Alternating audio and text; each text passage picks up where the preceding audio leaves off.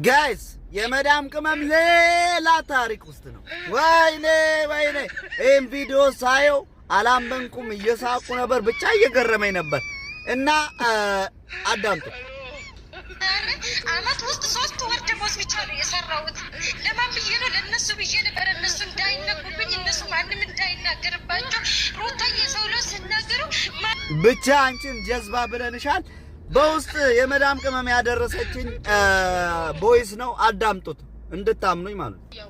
እና እኔ ቲክቶክ ተጠቃሚ አይደለሁም፣ ግን ያው ቲክቶክ አያለው፣ እንደዚህ እከታተላለሁ፣ አያለው እንጂ ሌላ ማየው ነገር የለኝም። በልና እኔ ብር የሚልክ ልጅ አውቃለሁኝ እና እዚህ 2 ልጆች አሉ 3 ልጆች አሉ እና ብር ሰብስበን ያው ለበዓል ቤተሰብ ጋር ለመላክ እንደ ቁም ነገር ሰብስበን 400 ብር የዚህ ሀገር 400 ድርሃም። ከዛ እኔም በልቻለሁ፣ አንደኛውን በልታለች። እቺ ልጅቷ ለካ ይሄ ሰርግ አሁን የተጋቡት ማን ነው? በእናትህ ስማቸውን ጠራ። በቃ ረስቻቸዋለሁ። አሁን እኔ ምሳ ልሰራ ነው። በል አብርሽና ማን ነው?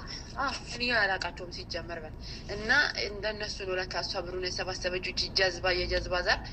ከዛ አሁን ምን እንዳለችኝ ታውቃለህ? ብሩን እኔ ወስጄ እናቴ አንቺ የተቸገረ ዘመድ ስላለሽ ብዬ እኔ ለእናቴ ላክል አመት ባል ብሩን ወስጄ።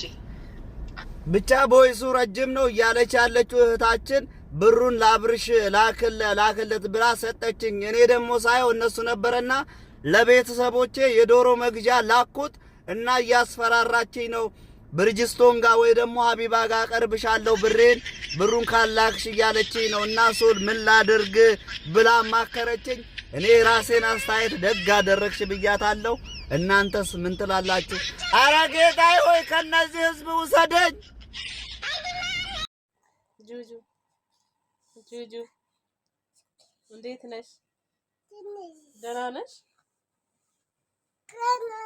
ደህና ነሽ? እንዴት ነሽ? አሰል ማን ነው አሰል?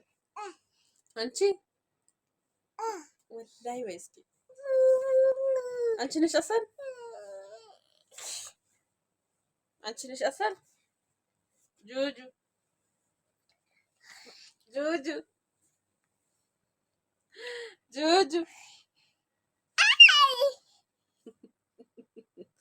አንቺ ጁጁ አንቺ አሰል ነሽ? ሂጂ